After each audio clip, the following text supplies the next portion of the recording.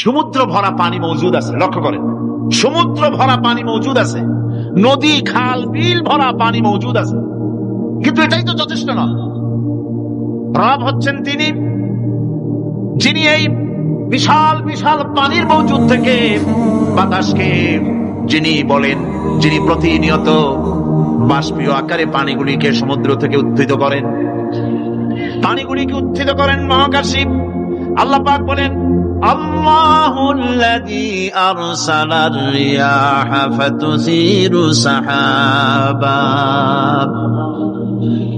বাষ্প হয়ে পানিগুলি আকাশে উত্থিত হয় এবং মহাকাশে যাওয়ার পর এই পানিগুলি, লবণাক্ত পানিগুলি আল্লাহর মেশিনে সেগুলি মিষ্টি হয়ে যায়। জোরে কোন সুবহানাল্লাহ।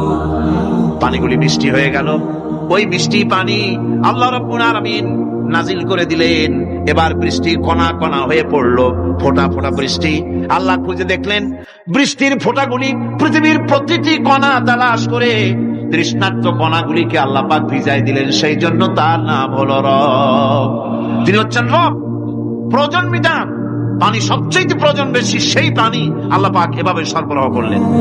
জমিনের চারিদিকে নদী নালা রেখেছেন, জমিনকে আর্দ্র করেছেন, জমিনের ভিতরের পানি মিষ্টি করেছেন।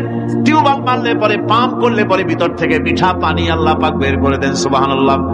এই মিষ্টি পানির ব্যবস্থা করেছেন। এরপরে তিনি ওই আল্লাহ পাক মিষ্টি পানির ব্যবস্থা করে বৃষ্টির মাধ্যমে পৃথিবীতে ফসল উৎপাদনের ব্যবস্থা করে দিলেন। সেজন্য আল্লাহ পাক কোরআনে কারীমের মধ্যে বলেছেন, ওয়াজআলনা মিনাল মাই কুল্লা শাইইন হায়্য। পানি দ্বারাই আমি সব বস্তুকে সজীব রাখি। বৈশিষ্ট্যের দিক থেকে পানির রয়েছে অনেক গুণ, আশ্চর্য গুণ। পৃথিবীর ৭৫% হচ্ছে পানি। আকাশ থেকে অর্থাৎ চাঁদ থেকে যখন চাঁদে ভ্রমণকারীরা যখন ছবি তুলেছে, তো সেই ছবিতে ব্লু রং এসেছে বেশি, সবুজ এসেছে কম। সবুজ হলো গাছপালা, আর ব্লু হচ্ছে পানি। সমুদ্রের পানির রং হচ্ছে নীল। মানুষের শরীরের ভিতরে ৬০% পানি, গাছের মধ্যে রয়েছে পানি। পানি ছাড়া পৃথিবীর বাঁচার কোনো পথ নাই। আবার দেখেন, প্রচন্ড শীতের কারণে, ঠান্ডার কারণে যেসব এলাকায় তাপমাত্রা হিমাঙ্কের নিচে এসে যায়, সেই সব দেশে সমুদ্রের পানি আর দরিয়ার পানিগুলি বরফ হয়ে যায়। এই বরফ যখন হতে থাকে, তখন পানি তার নিজের তাপকে নিচের দিকে ছুটতে থাকে। উপরের তাপ বরফ হয়ে যায় ঠান্ডা, আর নিচে তাপ বিচ্ছুরিত করে দিয়ে পানির ভিতরে যত জলজ প্রাণী আছে আর উদ্ভিদ আছে, সবগুলিকে বাঁচায় রাখার ব্যবস্থা আল্লাহ রাব্বুল আলামিন এভাবে করে থাকে।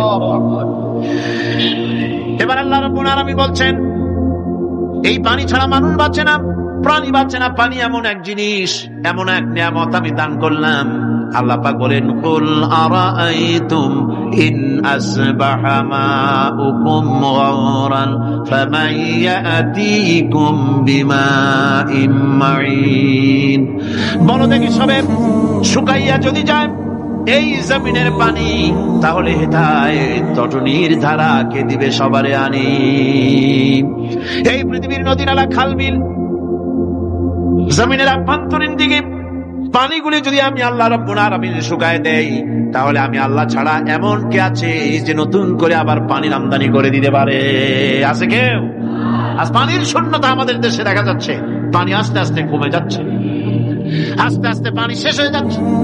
কি কারণে শেষ হচ্ছে এবং কি হলে পানি পাওয়া যাবে, পরে বলা যাবে ইনশাআল্লাহ।